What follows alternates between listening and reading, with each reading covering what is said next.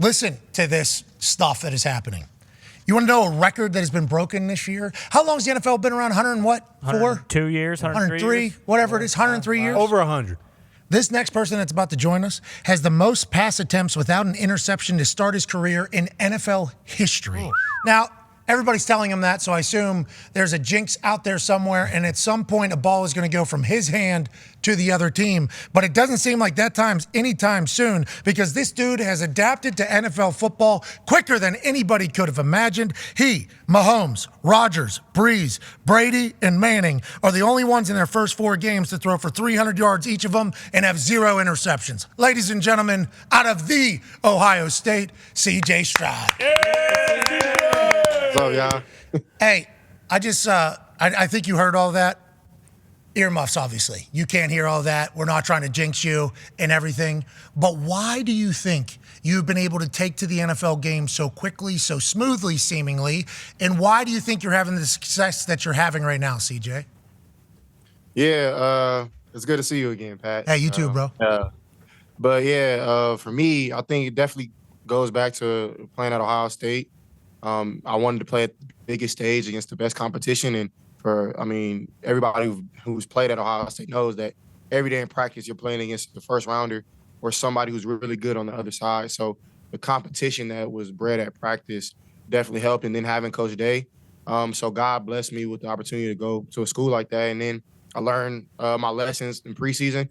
I think that was really big for me to have a little trouble at first and then grow every week. Every week I just wanted to get better. So, yeah, man, it's been a blessing, but, man, it's just beginning. Yeah, obviously it's just the beginning, and we're very excited to watch the rest of your career, and the NFL is lucky to have you. What has it been like with DeMeco Ryans in the NFL building? Because at Ohio State, you played a lot of football there. You were the leader there. You're C.J. Stroud. Here, now you're supposed to be the leader because you're the quarterback, but you're the youngest guy. How have you taken to that role as the quarterback of an NFL team with a new head coach, but also being the young guy? How's the balance there for you, C.J.? Yeah, it was a learning process for me. I definitely appreciated DeMeco. He kept it real with me right when I got in and said, I want you to be the leader, but you have to earn it. And for me, I've always wanted to earn stuff, never been given anything. So I just wanted to build trust from my teammates and bond with guys, not only on the field and in the building, but off as well. So I've had opportunities to bring my guys out to L.A. I've had guys over my house, gone golfing, bowling. Just little things, man, to build that trust off the field. So when we get on the field, man, we want to go to battle for each other.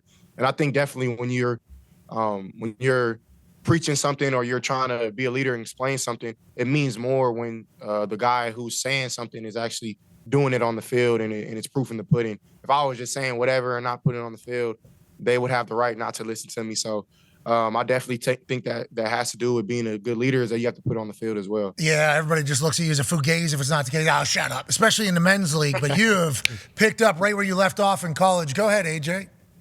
Yeah, do you have any older quarterbacks or retired guys or mentors that you reach out to and you lean on and try to, pick their brain or figure out how they may have handled some kind of situation? Yeah, I had a lot of opportunities this offseason to meet with a lot of former quarterbacks, even athletes in different sports. So the white party, right? Were you at the white party? You're at the white party? Yeah, man. Whoa. Yeah. Whoa! Here we go. It was a good time, man. But really the whole time I was around Joe Burrow and I got to talk to him the whole time. Gave me a lot of great feedback, a lot of advice. And for him being a former Buckeye going to LSU and then being the first pick in the draft, man, he understands right where I'm at now. And he gave me a lot of great advice. Got to talk to Michael Vick, who was my hero, my idol growing up, and somebody that was he was my favorite player probably in sports other than Kobe and Kevin Durant. So talking to him, man, he had a lot of great advice for me. And I actually got to talk to Tom Brady, Michael Rubin, who was a great friend of mine, threw a little lunch for me, Bryce Young, Will Levis, and Anthony Richardson at his house in L.A. for rookie premiere.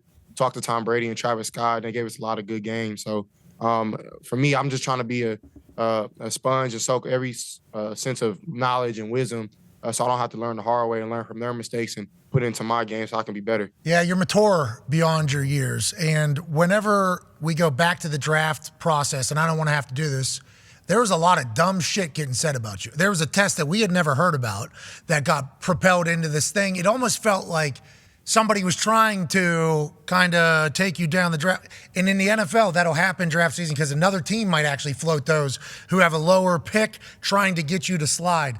At what moment did you realize that none of that mattered? The Texans didn't hear any of that noise. And did you ever have a doubt that you wouldn't be a great NFL quarterback? No, sir. I actually heard a quote Deion Sanders said a couple weeks ago, and shout out to Deion, what they're doing in Colorado. Hell yeah. But he was, I don't know verbatim what it was, but he was basically saying, man, y'all ain't making these. How you gonna break me? Like, so I've always been doubted my whole career since I've been in high school. And for me, my dad always taught me. He gave me a really, really strong quote I always use now: is comparison is a thief of joy. So I seen that how people were doing me, but I was like, man, if they weren't saying anything crazy, then it would probably be a problem. But for me, I don't try to let nothing. I don't try to prove anybody wrong. I want to prove myself right and people who believe in me right. Because if you try to prove everybody wrong, you'll be sleepless, restless. Because everybody always gonna have something to say. And I always tell people, everybody knows how to be an NFL quarterback, be an offensive coordinator, be who we are and what we live every day. And I know y'all have lived that life. So for me, man, I just knew that if I put in the work and that I trust myself, and I knew that God put me in the right situation, which I feel like He's done, man, I had nothing but success on the way, man. And so I'm super blessed to be able to have the mindset to let all that stuff go. And I don't care. Like, at the end of the day, those people have a job to do, and the more criticism they give out, the more they probably get paid. But I'm making them write a different story now. Yes, absolutely. And now that we're watching what you're doing in the NFL, and after we got to meet you and everything like that and watch you in person at Georgia play, it was like everything we were hearing just felt like such bullshit. It was like, This is all. And now I know you want to prove your people right, but I want to proud of you for proving all these people wrong. Yeah. Hell yeah. You know what I mean? Proud of you for proving. We will be proud of you for proving a lot of people wrong. Speaking about proving people wrong, we talked to Kirk Herbstreit a little bit ago. And he has tonight's game with the Commanders and the Bears,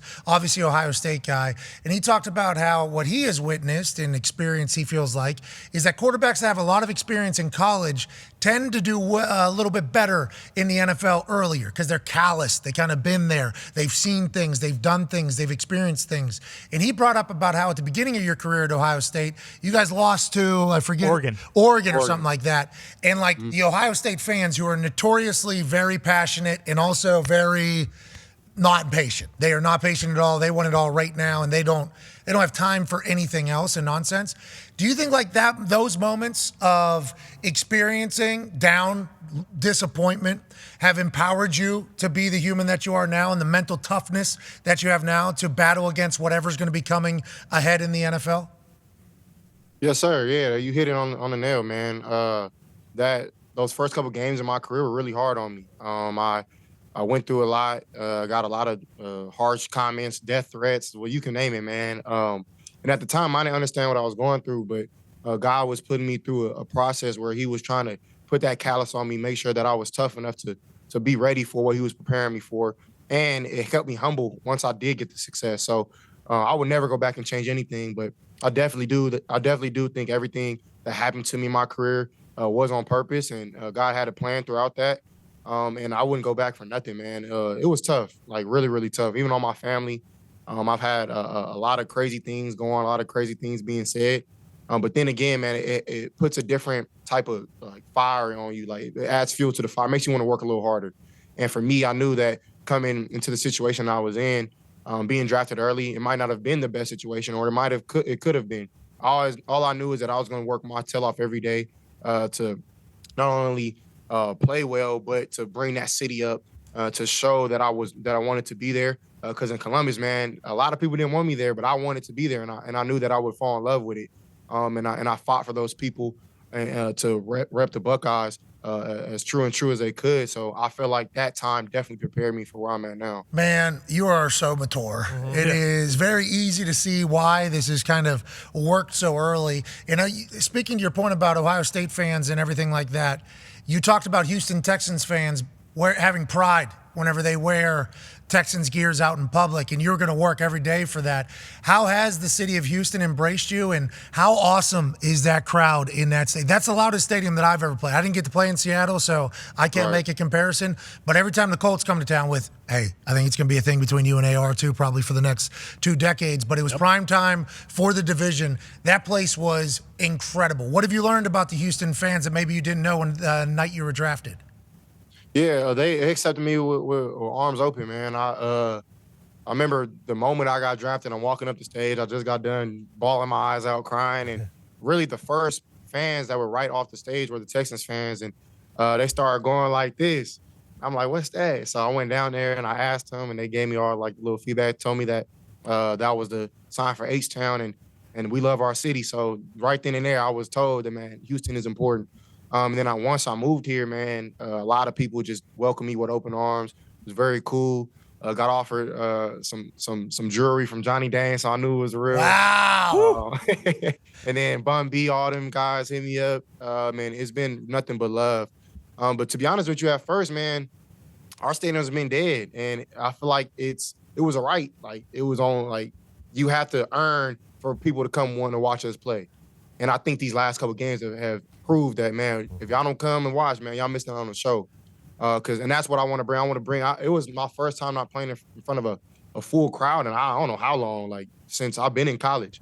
Every game we played in was 110, 115,000 or something crazy like that. So at first it wasn't really like that, but this last game against the Steelers was rocking. Like, man, people came, they showed up and showed out, and even the Steelers fans came and we sent them home. And the Texans fans definitely were happy. Yeah, you bums. Go home, Steeler fan bums. Sorry. I wasn't there personally. Oh, okay. Well, you should have been. I turned it off early. Yeah, well, understandable. I think a lot of Steelers fans are doing that. Thought the JJ-TJ thing might be too much energy for the Steelers to do it. And at every corner, your team's turnaround has been remarkable. You don't know that because you're at Ohio State while the Houston Texans were experiencing the reason why those stadiums weren't sold out at the beginning of the season. But damn, it's been magical to watch. AJ, go ahead, pal. CJ, we watched a lot of your high school basketball highlights on this show, actually. I'm very impressed. Have you been playing in Houston at all? I don't know if you play during the season or not. Your coaches probably don't want you to do that. But are you you think you're still the best basketball player on the Texans? Oh, it's not even close. I don't know, man. We had George Fan, our right tackle. He played in college at Western Kentucky. So he probably might be the only one to like give me a run for money, but I'm definitely the best shooter. But basketball definitely was my first love, and I'm glad it's kind of resurfacing so people know I can hoop, man. That's my love, man. I really love basketball. Go Lakers is my team, and a lot of the basketball things that I did translate to football. Like I warm up with a basketball now, so that definitely translates to my game. Anthony Davis, the new face of the Lakers. That's what LeBron just said. Sure, whatever LeBron say, probably go, to be honest. I'm rocking with Bron. I like Bron. Ty has a question for you. Yeah, CJ, I know you mentioned how D'Amico said, like, hey, he wanted you to be a leader, but you have to earn it. I'm just curious, what's your relationship been like with him? Obviously, him being a defensive guy and him being a first-year head coach, but what's he like in the locker room, and just how much have you enjoyed being around him early on here? Man, it's been nothing but amazing and a blessing. Somebody who has done it before and has played at a high level and has been in the organization, man, you can't like write that up. You have to like live that. And for him, he's been nothing but a blessing to all of us. Like he understands what we're going through on a daily basis, and he doesn't. I wouldn't say he doesn't seem like a head coach because he is, man. He's stern. He's hard on us. He holds everybody accountable, man. But he's really like a brother of ours, and people want to play for him, is what I'm meaning. He still has some juice and some fire to him. He shows it on the sideline. He's active.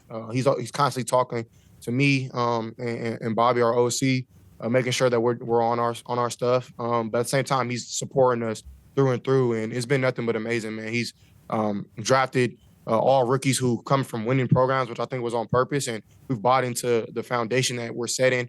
And we're really trying to flip this thing around, man. So it's blessed. It's a blessing to have somebody like D'Amico. How's your relationship with Will Anderson? Obviously, you guys go back-to-back. That was a big deal on draft night. Haven't really chatted much about Will Anderson since you have had your dominant start. That's the nature of the beast. You're the quarterback. He plays on defense. But how has your relationship with Will been, and how have you seen him kind of acclimate to the NFL as well? Man, Will is a dog. Like, Nothing but a dog, man. He makes it hard at practice, and maybe the stats might not show what he's doing, but if you cut on the tape, like, man, he's flying around. He's pushing the pile. He's setting the edge. He's doing everything that he needs to do to make plays for everybody else, and that's what really stuck out for me from him in college, man. He was so unselfish. Like, some defensive ends or defensive players just want to make the tackle. They want to make the play. But Will is cool with taking on a double team or taking the right gap and freeing up his backer to make the tackle. That shows up on film time and time again. But, man, me and Will are real close. Like, off the field, it was my birthday a couple of days ago. And Hey! I appreciate it. How old are Thank you? you. 22. I just turned 22. Come Bro, on. I'm going to read some of this shit, okay? I'm going to read, you're 22, you were 21 doing this. He was 21 years old doing this right here. 1,212 yards, 6 TDs. On pace for 5,151 in 26 TDs. Most pass attempts without an interception to start a career in NFL history. I said that at the beginning to intro you, and I think you heard it or whatever. Are you aware of this and what you're doing, and why do you think you've been so good at protecting the football when that's the problem that rookie quarterbacks have? They get deceived by the defense. I know you said it was Ohio State, but like when you're on the field, what is it? Just your style of play you think that has made you a great NFL quarterback this type of time? Is it your understanding of defenses? Are you seeing and understanding defenses quickly? Like, what do you think it is? Yeah, for me, I mean, I think, of course, like everybody sees my numbers and see what I'm doing, but it's the guys around me. My O-line, like if you've seen, we've had 4 different groups of O-line in 4 games, and the guys who constantly rotate in, and they're battling, they're fighting their tails off. In those first 2 games, I was holding on to the ball, and I wasn't really getting it out. And as I've learned, man, holding the ball just gives the defense another chance to hit you and hurt you. And they don't want you; they want the ball. So that was a hard lesson I learned. But for me, man, I really appreciate everybody showing me love. But just like they show you love, they'll show you hate. So I throw all that stuff away. I just try to stay even keel and just stay humble, man, because just how much they love you is how quick they'll hate you in the flip of a coin. So I throw all the praise or all the negativity, whatever it is, man. I just try to focus back on that week, enjoy wins, but right when Monday hit and that Tuesday hit, man, I'm on to the next team, watching film, trying to get better and do it again and do better. I can always go back on my film and get better at a couple little things and a couple big things as well. So it's cool to see my work pay off a little bit, but I want to do a lot more. I want to be great in this game, and I have the people around me in the offense to do it in, and I'm really blessed to be able to go out there on Sundays and prove myself right. We've seen, by the way, incredible answer. Yeah. Very lucky. The Texans are very lucky that they got the guy there. But phenomenal answer there. And I appreciate it. It feels like that's your first thought too, which means you're the guy. But have defenses done anything that have completely blown your mind, or have you been pretty comfortable with what you're seeing pre-snap for what ends up happening post-snap? Well, the defenses are really smart, and they do a great job of disguising things. And the edge rushers and D linemen, man, they're all really, really good. DBs are smart with the eyes, their technique, their leverage. They use their leverage to their advantage. But for me, my film study is what really helps me a lot.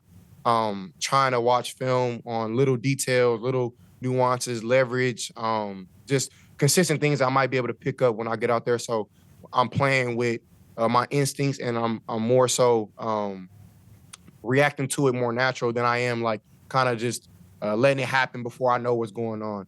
And sometimes they do get you, but it's about extending the plays and trying to make a play even when the play call isn't right or whatever the case may be. But more times than not, man, our offense does a great job of getting the ball in my hand and defeating zone. If it's man, my guys on the outside do a great job winning in man. But at first it was a little different. Coming from the Big Ten, there's a lot of defensive coordinators that were in the NFL, so it kind of played similar. But there's no mimicking the NFL. Guys are fast, and the windows close really fast, so their footwork and timing and all that has to be superb. And I remember my coach, Coach Day, and my assistant quarterbacks coach, Coach Fitch, at Ohio State, and Coach Dennis, my quarterbacks coach, always told me, man, if you play with great feet and get great eyes, everything will take care of itself and you'll play great. You've been putting things in a bucket, too. Yeah. It's all hate that you're in the AFC South. Absolutely hate everything about it. Go ahead, AJ. How much different do you feel now when you break the huddle and you're walking to the line of scrimmage compared to maybe your first preseason game with the Texans? Oh man, it's night and day. It is night and day. Though that's one thing that's not easy. Because really at first in OTAs and training camp, we didn't use a wristband or anything like that. So our OC Bobby Slowick was doing an amazing job. He would just spit the plays out, and sometimes it goes out. Sometimes you got to piece it together. So man, you got to put in a lot of work on the front end. I watched the documentary Quarterback this offseason, and that really paints a good picture on what we go through on a week-to-week basis, the work that you have to put in to even give yourself an opportunity and a chance to play well and lead your guys to victory. That documentary, man, if you ever want to make it feel how it is to play NFL quarterback, man, I will watch it because it's not easy, but the work you put in is what you get out. You got 2 old white people coming to your basement to work on your body like Kirk Cousins had, or no? No, sir. Okay. No, sir. Everything's in-house, man. I appreciate that. Hey, CJ, speaking of in-house, I know you have more work to do today. Big game against Atlanta this weekend. We appreciate you. Keep going, brother. Thank you, man. Appreciate y'all, man. No problem. You're the best, ladies and gentlemen. God bless y'all. Hey, you and AR, tight, right? That's my dog. Yeah, it's my brother. I feel like, hey, you two are. Yeah, seen a lot. That's for y'all to talk about, man. All right, Put my guy on there, man. He's playing really well. That's my dog, man. I'm super happy for him. Hell yeah, well, that's what I'm talking about. Like, the AFC South was not supposed to be shit this year. And then you two have come in, and it's a whole different ball game. So we appreciate the hell out of it. Ladies and gentlemen, Yes, CJ sir. Stroud. Yeah, CJ.